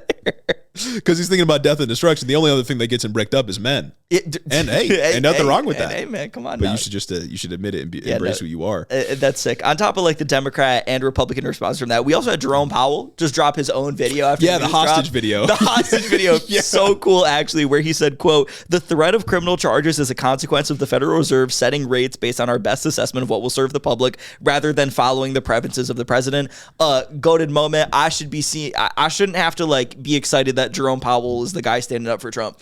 Yeah, I was gonna say like standing up to Trump. The fact that the only resistance we have to Trump, the only like real resistance we have to Trump in this moment is like a 75-year-old Republican running the Federal Reserve. It's sort of chilling to me. Just holding the line. Where's my opposition party at, man? I just like I don't. Come on. It sucks, man. It sucks. But like while we're talking about this way, it's clear that Trump has obviously weaponized the DOJ in this instance in a way that's even more brazen than the most like outlandish Republican accusations could have been during the Biden administration. But it's just like, who would I be if I didn't take some time to shit on Democrats for being the party that is responsible for getting us here? Biden. Like, I miss him. In some ways, I miss him. In some ways, I'm like, you got us here, right? Because under Biden, the duality of Biden. Exactly. It's ridiculous. I'm constantly conflicted. Inside me, there are two Bidens. But under Biden, Merrick Garland refused to look into Trump because he didn't want to appear like the DOJ was playing partisan political games. Yeah. Look where the fuck we are, man. Yeah. Look at where we are. Fucking Trump is strictly using the DOJ to hide his name and others from the Epstein files and go after his political enemies. Yeah. I don't hear about the DOJ doing anything else. That's it. The only news you get about the DOJ is either, a district or a U.S. attorney had to resign because Trump pressured him into doing it because he wouldn't make up charges for Letitia James. That happened in September. Or the DOJ is refusing to release the Epstein files even though they legally had to. Yeah. That's all you hear about those guys. They also went after that other woman that's on the Federal Reserve Board or whatever Cook. it is. Yeah, Lisa Cook. That was her name. They're trying to go after her. They're trying to like make up mortgage fraud or like some shit that she did when they're trying to say, whatever it is, it's all bullshit. Yeah. What's the point of this? Yeah, like Trump is engaged in a bunch of different lawsuits against like media companies because he didn't like what they said about him. He's done all different kinds of things legally to crack down on his enemies. I mean, famously for a couple of minutes there, we thought Jimmy Kimmel was going to be put in his grave. Exactly. We thought Jimmy got Kimmeled. We almost lost Jimmy Kimmel, a white guy, a mid-white guy. I can't stand for that. Like, guys, I got to protect my own. If they're going to go after mid-white guys, nobody is safe, truly. Truly. Like, nobody is safe. You can think about it. Mid-white guys are the most propped up people ever in everywhere all the time. And if they're low, so like the accusation that Merrick Garland would be seen as like biased for going after Donald Trump is so silly, especially because they called him biased anyway. Exactly. Like they called him biased no matter what. Like we should have brought down the fucking hammer on these people. There's nothing. And I like, even if Joe Biden pardoned Donald Trump, there is nothing that they could have done to get the base to think that they weren't weaponizing the DOJ. Yeah. So you ought to have done the appropriate thing, not weaponize the DOJ, but just gone after a guy who did an insurrection. Just done the job. Like, I hate to use this rhetoric, but they were just soft on crime. Yeah. Like that's what that is, right? Like I despise that kind of rhetoric because it's so often like racialized. But they're never soft on crime when it comes to like, I don't know, doing the right thing when it comes to marijuana descheduling. Or like immigrants. Yeah. They're only ever soft on crime when it's a guy who like did way worse things than any individual that they locked up for 30 years because he got caught with a bag of weed. Like it was not like a Gerald Ford and Nixon moment, right? Like famously, Gerald Ford let Nixon just kind of get away with everything that he did. There were no punishments for Richard Nixon whatsoever. Like it very clearly was not that moment. Most importantly, because like Trump's entire political contingent and the Republican Party was still behind him. You had to do something. Man, Watergate's such light work. Yeah, no, Watergate is nothing compared to what we have seen. Watergate wouldn't even last a week in today's news cycle. No, nobody would care. I swear to God, if they were like, oh my God, Trump was spying on political enemies, sure, whatever. Exactly. Like, honestly, that's the least of my worries The president's a pedophile, man. If Donald Trump did Watergate, like maybe if he did Watergate fucking worse or whatever, spied on everybody, I honestly feel like I just would not care compared to everything else that he's done. This shit sucks. Yeah, no, like if it came out that Trump had some of his goons like break into the DNC and steal some stuff, nobody would care. No, yeah. Like there would not be the same outrage. Nobody cared when Trump's goons broke into the Capitol and stole Nancy Pelosi's desk. Exactly. Like it just, nobody cares. It does not matter. Everything is so much worse than Watergate. I don't know. It is like the most corrupt we've ever seen it. It's just a most transparent administration ever. Yeah. Maybe they are. Yeah. Because they just Against tell their will. you all of the awful things that they do. Either the awful things that they do leak, or they just do them proudly and in the open and tweet about it on the Department of Labor Twitter or whatever. I don't fucking know, man. There is a poverty of compelling, quality political commentary. Absolutely. And we desperately need more people across mediums to be making the difference. And that is exactly why we have launched our Substack, our newsletter, Tertiary News, 100% independent media, giving you quality summaries and commentary and opinion pieces on the most important news happening around the country and around the world. The #1 geopolitical podcast has gone away from the spoken word and into the written word. Mm-hmm. And it's wonderful. You got to see it, folks. You got to check it out. This is quite literally an incredible development. And if you want to be a part of it, you can subscribe absolutely for free. Headintheoffice.substack.com, and you can support your favorite bit of independent media in this hellish ecosystem. We are vertically integrating into other realms of content to make you more informed. Please check it out. Back to the episode. Yeah, it's not great. Is it time to do a quick imperialism speedrun? I think so. So things are much the same on the Venezuela front. The plan still basically non-existent. We have not been told what's actually happening. Although Hiddle thought was vindicated on Venezuela this week, because one brief update came in the form of Trump saying he wants to keep ExxonMobil out of Venezuela after the CIA, or not the CIA, Jesus Christ, the CEO of ExxonMobil said, quote, "If we look at the commercial constructs and frameworks in place today in Venezuela, today it is uninvestable." Hiddo, the most vindicated podcast on the planet. Yeah, as we said, oil companies, as thirsty as they are for profit, and as much as they do not care about the earth or human life, they can recognize when the bag just is not there. Exactly. And so the view that like this was for oil as a commodity for the purpose of like extraction just does not hold up to scrutiny. And the oil execs, they're like, yeah, dog, this is not going to work. And it's like, it's funny because it's like, it's clear that Trump is kind of trying to like make that the thing. Yeah, well, because that's what he thinks an imperialist should do, is steal. Like he thinks you should loot and plunder. Well, no, and I think that's just true. Like, it's all ego, it's all vanity. They think what strong people would do to much smaller countries, this is essentially what Stephen Miller said, is control them by taking their natural resources. That's what they think they should be doing. That's what they think makes them look strong. So that's what they're trying to do.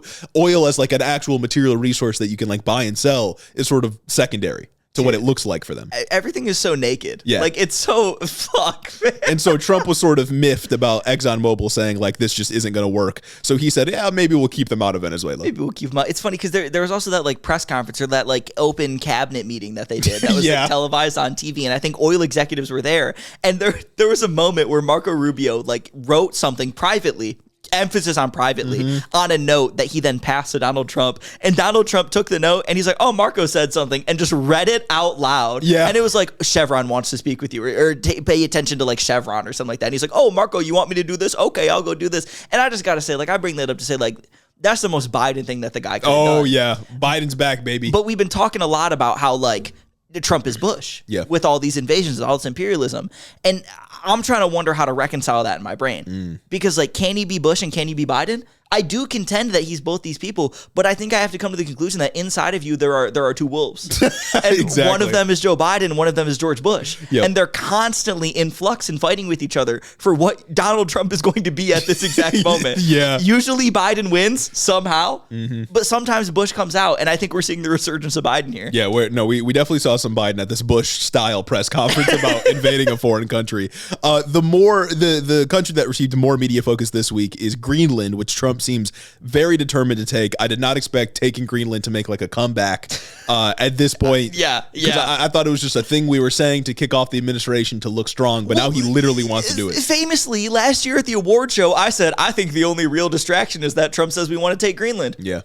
Look at how unvindicated, whatever the opposite of vindicated I am, but it could be. Yeah. I thought that was the one thing that was actually distraction politics, and it turns out that's not. Because it felt so like absurd and meaningless. So honestly, I think this is a win and a loss for me. It's a loss in that I got a prediction wrong, and it's a win in that I'm vindicating the idea that distraction politics is stupid and dumb. Yeah. So Trump claims we need Greenland for security purposes against Russia and China, although Greenland's government, of course, has offered peacefully to provide more space for U.S. military bases and just like the U.S. military generally. Trump has reiterated that, no, we just want to own it. Like, we just want it to be ours.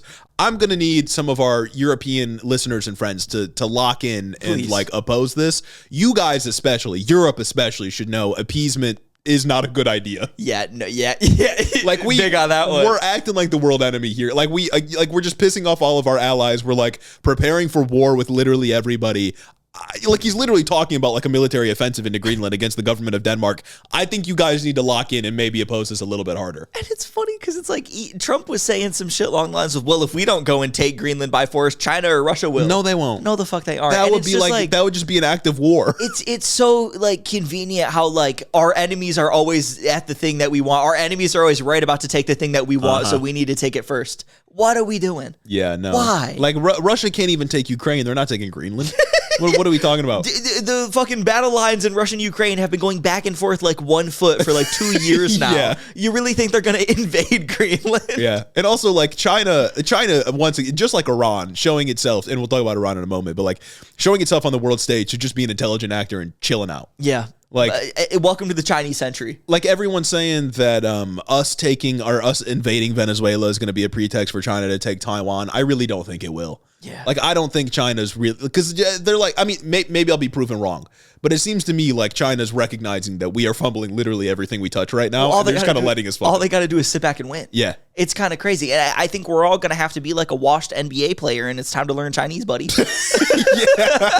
It's the meme. Xi Jinping, do nothing, win. Exactly. Like, it's fucked up. The American century of humiliation couldn't be more real, and it gets more real every day. So hot take, we should not be trying to take Greenland. It feels unnecessary. Again, it's just vain imperial expansion because he thinks that's what looks strong. He literally said like, oh no, we just want to own it. It's crazy how going into 2026, like the pretext was dropped. Like everything about like why is Trump trying to do this is just dropped, and it's never been more clear that he's just a maniac. Yeah. God, He's just what insane. It's hard to be alive. And now, lastly, Trump has threatened to strike Iran because of the IRGC's response to widespread protests across the country. Now, for some time, as a little bit of background, there's been anti-Ayatollah protests, and in response, the regime has cut off the internet and phone networks, arrested thousands of people, has already killed a few hundred, according to some human rights groups in the area. And naturally, to resolve this, Trump said, let me airstrike Iran. Whatever, man. Political instability? How about I give you more? Yeah. There's public unrest because of what the regime has done. Let's kill people in Iran. Like it's let's loot and plunder. It just there's been some claims of Western interference or like Western sort of Western influence sort of driving these protests. I don't know how true it is. Yeah. I wouldn't be surprised if there's like some amount of like CIA, MI6 type involvement. I don't know, but fucking whatever. Whether or not that's true, there's always going to be people that allege it. Like, it's kind of just always going to be things that we wonder about because of our past. And it doesn't help that we did exactly that in Iran before. Yeah. It is a good time to remind everyone on that front that basically everything bad about Iran is our fault.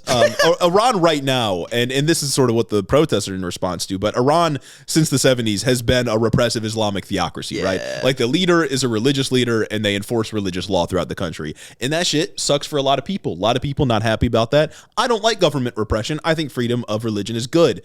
But in the 1950s, before the current government, we overthrew Iran's democratically elected leader, Mohammad Mossadegh, after he nationalized their oil. Interesting. Classic thing. Britain was really mad about it. And so Britain was really mad. They came to us. At the time, President Truman was like, maybe we should chill. President Eisenhower comes in and he's like, fucking foot on the gas. Let's take these guys out. Awesome. And so we fomented a coup against him. The guy was ousted. I think he was thrown in jail. Then put under house arrest. He never came back into power. And then the Shah took over. Now the Shah was a monarch, a literal monarch that we installed.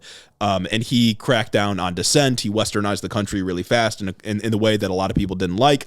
And over the course of like 25 years or so, the Shah's surveillance was very focused on like left-wing groups associated with like the previous people that had won popular support.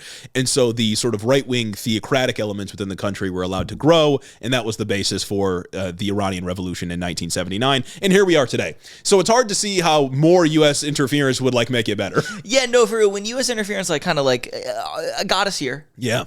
We should just do it again. Yeah, that doesn't feel good. I love countering political instability with greater political instability. I think that works. People are mad. Let's go to war. It also, like, you know, we often hear these arguments about Iran from like the conservatives of our country, or they'll say like, oh, like why are you trying to stop it? Like U.S. intervention in Iran, like Iran doesn't allow women to vote, doesn't allow women to do all these things. And like, yeah, I get it. Iran, a repressive regime. I'm not in favor of it. But you know who else doesn't allow women to do like anything? Saudi Arabia. And Trump is buddies with Mohammed bin Salman. Like nobody actually fucking cares about civil rights. It's also kind of like when we did like stay in Afghanistan because we gave women school and like blah blah blah, which is a good thing. Yeah. Which is a good thing. We couldn't keep it up and we lost because the war was bad in the first place. And now we're back in the same spot we were before we invaded. Yeah, and we fucked it up. Before we gave women school. We fucked it all up and now school was taken away. And it's like it sucks. Yeah. And things are worse than maybe they could have been if we never invaded at all and the Taliban wasn't the people that were running the government. I don't know, man. It all sucks really bad. I do think it's funny. I'm not comparing like U.S. government crackdowns on protests to what's going on in Iran by any sense of it, whatever. But it is funny when people see that a government is cracking down on protesters. Let's invade and kill them. Yeah. When some pretty bad things go on with protests here in our own backyard. Yeah, we did just kill a legal observer. We did. An ICE agent did just kill someone in broad daylight, and we are sending troops into Minnesota as a reaction to that. So I don't know, man. Yeah, of course not the same, but like it's like there are clear parallels here. Also, like with U.S. intervention, there are people calling for regime change, which is like, yeah, this always goes very well for us in a place like the Middle East. But like, if the regime was to be changed, we would just be reinstalling the Shah. It would be the son that is still alive. Like the original Shah, he's dead at this point. But it would be the Crown Prince, who's a guy I think that probably lives in like Florida or some shit. But we'd be reinstalling him. At Mar-a-Lago right now. And then it would still be a monarch. And then 20 years down the line, it'd be another fucking coup and another snapback to religious theocracy. Like we're not. Nothing we do is good here. Well, because it's like you hear people say like gosh, what's the line? It's something along the lines of like, well, things are bad right now. We might as well take a chance with that. It's like a lot of people have taken chances with U.S. intervention. Has never worked out. Yeah. Like I think U.S. intervention has run out of chances. Yep. At this point. Yeah. No, I just it doesn't feel right to think that like, just reinstalling the same guy as before. It'll go right this time. Doing the same thing that fomented revolution. That's really gonna work for us again. I don't know, man. Like maybe we just, like if we believe in democracy, then we should believe in democracy. Yeah, and not just install literal fucking monarchs. But whatever. That is the end of our imperialism roundup for this week. I think a good thing to cap off the imperialism roundup would be Trump's New York Times interview that happened last week. Because there's a quote that came out of this that can't not be high. It would be podcasting malpractice to not highlight this one. Yeah. But it was just Trump was asked in a New York Times interview if there were any limits on his global powers, to which he replied, quote, "Yeah, there's one thing, my own morality. Oh, cool. My own mind is the only thing that can stop me." He then added, quote, "I don't need international law. I'm not looking to hurt people." You've already hurt people. You've already hurt people, and it's like if you weren't convinced from the Jerome Powell thing, from the Venezuela thing, from everything that's happened in the 12 long days of this year, that he is doing things because he is a maniacal dictator, I think that's it right there. Yeah. Right? Like, this is a guy that truly thinks that he is above everything. This is a guy that really thinks that he can do whatever he wants to whoever he wants, wherever he wants, whenever he wants. Yeah, at least our past presidents that have been sort of like imperialist in nature would have provided like a facade of like, yeah, I'm going to respect the law. Well, they would have sent someone to the UN to lie. Yeah. Yeah, exactly. It's fucking nonsense, man. You can't even do that. Oh my Everything's God. a shallow husk of what it once was. Yeah, they're not even like proposing moral arguments for anything that they do anymore. They're not even making the argument that like, we need to spread democracy, we need to like reinforce sovereignty of our allies or anything like that. It's just like, we're just gonna do it because it's fun. Well, and it's also just like going back to the department to tie the episode back and wrap it up in a nice So little bow, true. to the U.S. Department of like labor tweets and the Homeland Security tweets and all the Nazi posting that goes on in these government X accounts. It's all just like devolved into sloganeering. It's just all these like slogans and dog whistles and signals toward like that vaguely, I don't want to say vaguely, that's just straight up signal towards white supremacy, but like it's just kind of like even that has just become a parody of itself. Yeah. You know what I Yeah. mean? Like I do believe that guys like Stephen Miller think white people best and don't like brown people at all, but like I don't believe that a lot of the people that follow him or like regular people that are consuming these tweets and eating it up believe in that really. Yeah. Like I think they just believe in the slogan and not anything else. I think I think that everything has devolved to a point where people are just responding to the aesthetics that they think are better.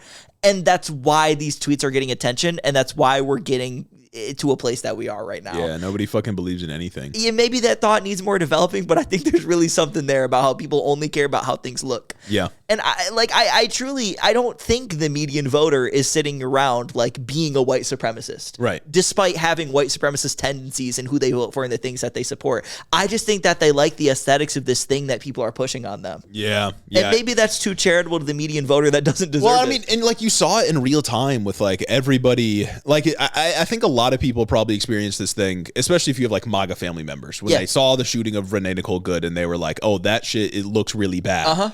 But then they find a way to rationalize it because they don't want to be socially ostracized. Well, he got bumped. Yeah, exactly. He got bumped, or like she was trying to hit him with the car, or she had to come and she shouldn't have been there to begin with. Like any number of social justifications, because it's a lot easier to have a bad position and still be accepted by your friends than the opposite. And I think that, I mean, I think that's what we see out of like people that are like, yeah, I love all this fascist nonsense. They want to feel like they're a part of something. They want to be part of the club. And so many times these people are just like lame losers with kids that don't like them. Guys, I think we just need to bring clubs back. Like I think maybe it's the phones. Maybe the key to this is to just like bring social interaction back, and people after work they go do things instead of coming home and watching Fox News or scrolling on Twitter. Yeah, like I scroll on Twitter because it's part of my job. When our parents told us like, oh, it's those phones that's the problem, like they were right, but just not about the right age group. It's the phones, but it's for the old people that the phones are causing problems. You know what I mean? You wouldn't download a car, but you would download all your political opinions from X.com is what's happening right now. Crazy. Yeah. Anyways, that brings us to the end of this episode. If you enjoyed it, please go become a patron. You get early access to all of our stuff, and I would be in love with you if you did. I'd be in love with you forever. We'd be non-parasocial best friends. Yeah, you've joined the Hiddo Hive Mind. Put it on your resume. Yeah. And other good benefits that also come downstream of those things. Yeah, once a week, I slide my personal link into the Hiddo Hive Mind. I download the thoughts of the Hiddo like consciousness cloud, and I put it all into my brain. 100%. Once a week, I beam a shitpost into your head. Yeah, that's right. And we're gonna add that as the next reward on Patreon. 100%. You just next time you like think of something that we said on this podcast, just know it's because I beamed it into your head. That was the once a week mandatory thing because I get access to that kind of thing. It's in the terms of services. You just gotta like scroll down deep. Yeah, we're partnering with Palantir. Yeah, what's up, guys? Me and whatever the fuck his name is. Hiddo brought to you by Kelshi. Hiddo brought to you by Kelshi. I think about the DM we denied from Kelshi that we didn't respond to, and I'm sitting here, and Polymarket. I'm sitting here like, Jesus fucking Christ! If CNN partnered with Kelshi, why do we have to be the ones to deny the bag when CNN's out here fucking doing it for us? I did see a story that people are making like big money off of, like conservative content creators are making like literally like $70,000 a year off of like money from PACs that they get just to talk about like RFK's policies and shit like that. What? Wait, what? Sometimes, we get approached sometimes with people saying like, hey, if you talk about this project I'm working on, or if you shout out this account, like we'll give you some amount of money. Yeah. And if we agree with like the mission that they're pushing, sometimes we'll do those kinds of things. We've done very few of them, but like we've done them before. I think we've done 2. But apparently like conservatives are doing this kind of thing and they're getting like thousands and thousands of dollars off of this shit. And it's just got me thinking like, man, the money really is on the other side. Yeah, no, it is. Like if we switched up and did the grift, man, we would be set forever. Well, that's why it's so funny that Trump is like disparaging Renee Nicole Good's wife, saying she's a professional paid agitator and shit like that. Because it's like, if there were professional paid agitators, buddy, I'd be set. Oh my God, man. Buddy, I'd be going to these protests. I'd be screaming. I'd be making a fool of myself and blah, blah, blah. If I'm getting paid by Soros money to do it. Oh my God. Well, yeah, they act like being a paid agitator is something that like comes with health benefits and good wages 401k. And time off and a 401k. Yeah, no, it's like nobody pays you to be there. Exactly. Like these people, they're just doing it. Conservatives can't fathom people actually believing in things. Like that's what it is. Well, yeah, and importantly, conservatives can't fathom people like not fucking with them. Like they cannot fathom the idea that like some large portion of the population would take their time to do something that so vehemently disagrees with the conservative worldview. Yeah. Like maybe people just don't fuck with you and who you are and what you do. Maybe you're washed and chopped. Yep. And unk. Who knows? Who knows? Hey man, I'm just here to tell you. Yeah. And subscribe to the Patreon if you want your takes delivered to you quicker. Mm-hmm. Subscribe to the Patreon if you want to get the broadcast after we get cracked down on by Cash Patel's FBI. Huge. Who knows? That could happen this year. It could. I feel like we are getting to a point where it's like, well, maybe speech is next. Yeah. Hiddo will be 5 this year, and maybe that's the year that Cash Patel shows up at our door. That's a magic number. I can meet my hero. Yeah, soon we'll be broadcasting like six stories underground. Yeah. We'll have a hard concrete wall behind us. The lighting will be broadcasting shitty. from Canada after I swim across the Detroit River. Yeah. After I'm in an intense chase with whoever the fuck comes and gets me, and I swim freestyle all the way across the Detroit River and make it to the holy land of Canada, where I got to pay like, I don't know, $1 trillion for a pack of chicken breast. Yeah, after the Supreme Court says like, oh yeah, ICE can now discriminate against Midwest white boys. Yeah, once they say that, it's over. Once they say, actually, ICE are the cops now too. The cops in the military and the FBI and the Secret Service and the CIA and the FBI, and they all answer to ICE agents. Yep. And also they have absolute immunity from everything everywhere whatsoever. If that's I don't even know. If that's become a patron. So become a patron, guys. Become a patron. Fund my extradition. Not extradition. That would be me sending me back. Fund my escape.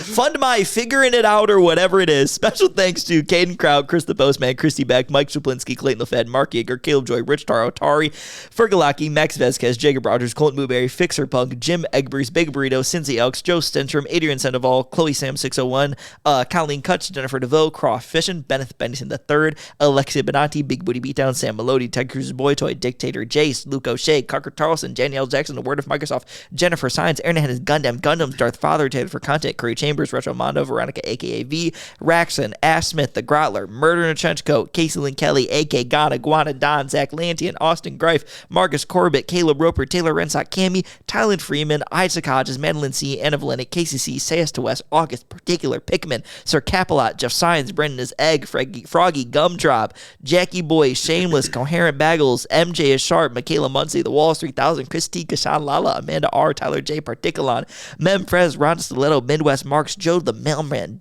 Gary from West Michigan, Shawnee GG, Juniper, not Jupiter. Stacked Crabs, I Crowley, Urban Peach, Florida Forlorn, Holt Forsyth, Booty Snakes, Dewfairy, Chelceratops, Austin Lima, Lane Waltz, Azim Fida Hussein, Gorgeous Girl Mukes, Brooklyn G, Noverk the Dastardly, Goldthorn, Addy Book, Merlin, Cryobongi, Sergeant Pookie, Hoodie, Kim Kitsuragi, Rose Grimm, Kristen, Jamie the Young Extremist, Jack the Heathen, Archer W, Evan Mingo, AJ Torres, Elo Nico, Jake Hall, Seth Schmidt, Noah Sajas, Majawat, Ultra the Dragon, Mercy Boku, Dick Cheney and 6-inch Heels, Luke Wechter, Henry Kraggles, Tristan Ringsmith, Yaya, Asur the Atheist, Aiden Reese, Deep State Agent, Puddle Pirate, Southern Lefty, Lark61, KC, Cannon Man, Troy H, Wark Muffalo, Nahan San Diego, Nut Mode, Nick from New Haven, Connor Nick, Sound Logic Sleven, I've Never Made a Woman Orgasm, John from Houston, Jordino, Haley Weibold, Pablo Vasquez, Nurse Jen, Soul DJ, Maple Big Dog, CIA Small Creators Fund, Taylor from Burnt Down Minneapolis, Topical.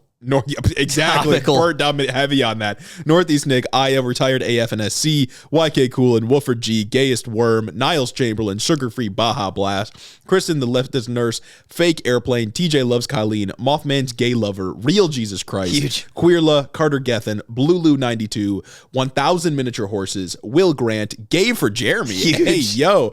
And my mom, thank you all so much for supporting the show on Patreon. In 2026, we are not laughing at a single Patreon name. Yeah. Because it's not a laughing matter. It's not a laughing matter. You guys give real support to independent media. It's just we're not having fun anymore. Oh, that too. We're not having fun anymore. I'm exhausted, guys. I think I've had all the news that I can take for the rest of the year. I gotta retire. Guys, I'm going on a break. I'll see you in 2027. Thanks for listening. Have a good one.